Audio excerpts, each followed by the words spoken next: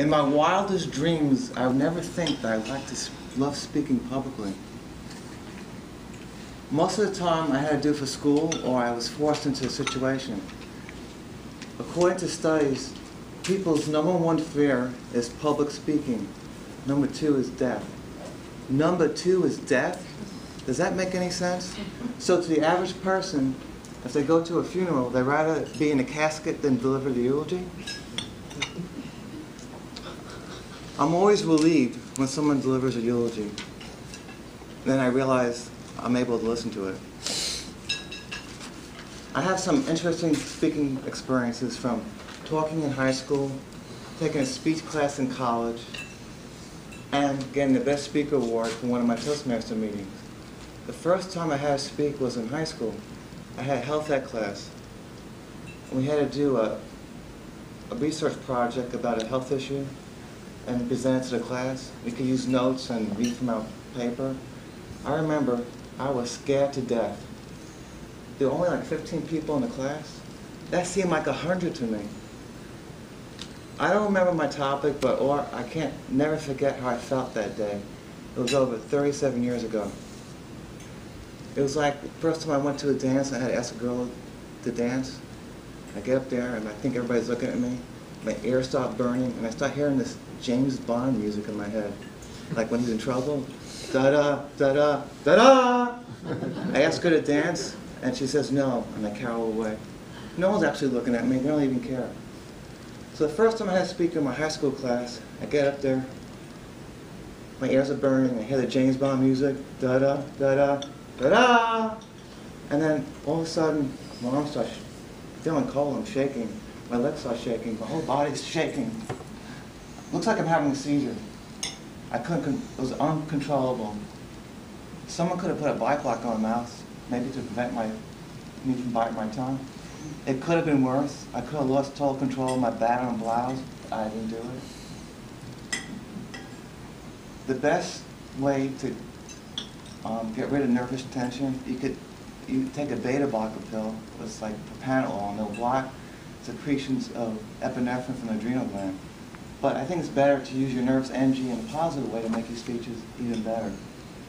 I'm still amazed how my speaking abilities have improved and evolved over time. The next time I had to speak was in college. I had to take a required speech class.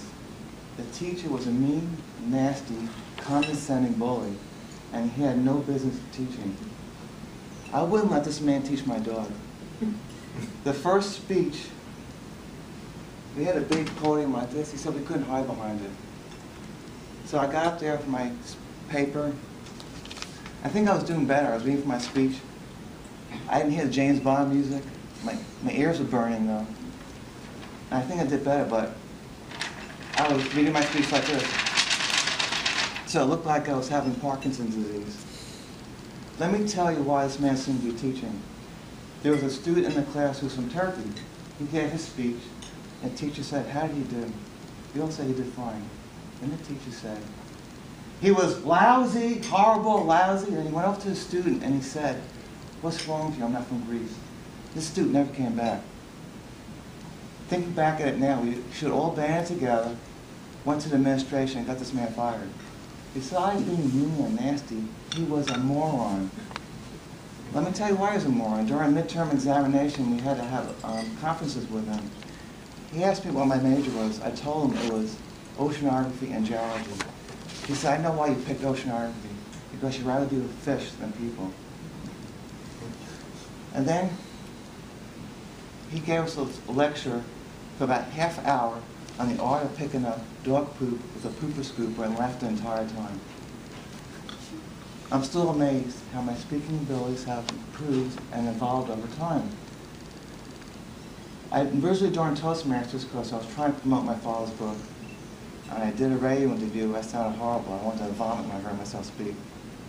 Slowly over time, I started speaking better. One of my meetings, I gave a PowerPoint presentation about my father's book and screenplay.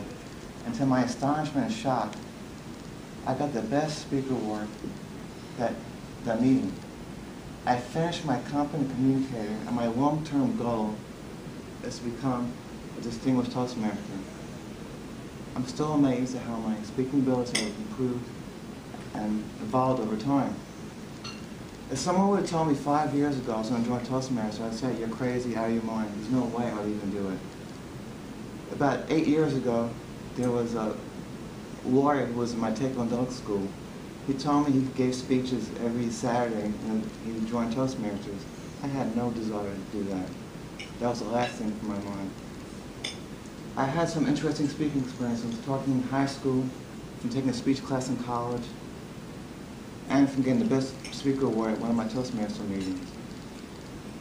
I'm still amazed how my speaking abilities have improved and evolved over time. I'm looking forward to see how far I could push myself in the future. Thank you.